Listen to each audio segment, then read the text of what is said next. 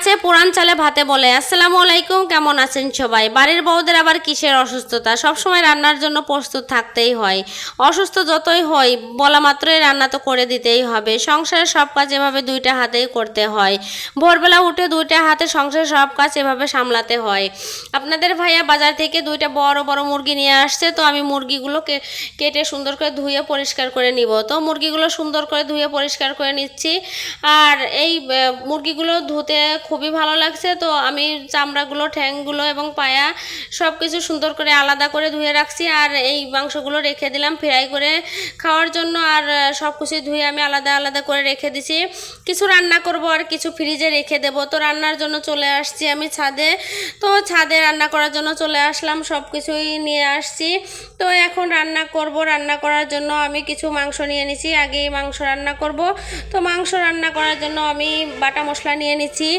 আর একটু একটু করে জমানো টাকা দিয়ে যখন হাজব্যান্ড সব কিছু কিনে দেয় তখন ইচ্ছা করে সব সময় বাটা মশলা দিয়েই রান্না করি। তো আমি মাংসগুলো সুন্দর করে নিয়ে নিয়েছি আর বাটা মশলা দিয়ে দিয়েছি। দিয়ে আমি ম্যারিনেট করে রেখে দিয়েছি মাংসগুলো। তো কড়াই চুলাইতে বসিয়ে দিয়েছি। বসিয়ে দিয়ে এখন কিছু পেঁয়াজ কুচি দিয়ে তেল দিয়ে দিয়েছিলাম। এখন ম্যারিনেট করে মাংসটা দিয়ে সুন্দর করে ভোনা করে নিচ্ছি। তো ঢাকনা দিয়ে একটু ঢেকে দিয়েছিলাম, একটু পানিটা শুকিয়ে গিয়েছে। এখন সুন্দর করে আস্তে করে নেড়ে চেড়ে ভোনা করে নেব। এই পানিটা শুকিয়ে গেছে, এখন পানি দিয়ে দিলাম ঝোল রাখার জন্য। মাংসটা রান্না হয়ে যাচ্ছে। তো আমি এভাবেই রান্না করি, কে কোনভাবে রান্না করেন জানি না। তো এক এক সময় এক এক রকম রান্না করে সবাই, আর এভাবেই রান্না করে খেতে আমার খুবই ভালো লাগে। তো মাংসটা রান্না হয়ে যাচ্ছে। আর এদিকে আমি পাঙাশ মাছ ভোনা করার জন্য ভেজে রেখেছি আর রুই মাছ ভেজে রেখেছি রান্না করব। তো রান্না করার জন্য আমি মশলাগুলো ভোনা করে নিয়েছি। তো পাঙাশ মাছ ভেজে রেখে দিয়েছিলাম, সেগুলোই দিয়ে দিলাম। দিয়ে সুন্দর করে আস্তে আস্তে নেড়ে চেড়ে ভোনা করে নেব। তো ভোনা করে নিচ্ছি। এই পাঙাশ মাছ রান্নাটা খেতে খুবই মজাদার ও সুস্বাদু হয়। আমার বাচ্চারা সবাই পছন্দ করে, এজন্য পাঙাশ মাছ রান্না করা হয়। তো পাঙাশ মাছ রান্না করার জন্য আমি ভোনা করে নিয়ে পানি দিয়ে দিয়েছি। এখন অন্য একটা চুলায় বসিয়ে দিয়েছিলাম তরকারিটা। আর তরকারিতে পুঁই শাক আলু দিয়ে ঝোল করছি আর রুই মাছ দিয়ে দিলাম।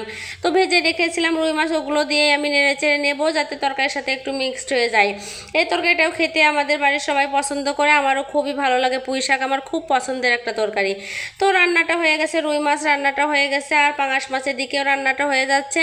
তো এভাবেই রান্না করি আমি, আমাদের বাসার সবাই এভাবেই খেতে পছন্দ করে। তো সবাই খুবই পছন্দ করে। পরিবারের কথা মাথায় এলে নিজের ভালোবাসা, খুশি এবং পছন্দ সব পরিবারের মতোই হয়ে যায়। তা তরকারিগুলো আমি সুন্দর করে নামিয়ে নিচ্ছি, পাঙাশ মাছটাও নামিয়ে নিচ্ছি। তো রান্নাটা দেখুন কতটা সুন্দর কালার এসেছে। আর এদিকে আমি রাইস কুকারে ভাত বসিয়ে দিয়েছিলাম, তো ভাতটাও হয়ে গেছে। তো ভাতটা নামিয়ে নিব। সবাই ভালো থাকবেন, সুস্থ থাকবেন, সবার জন্য অনেক অনেক দোয়া রইল।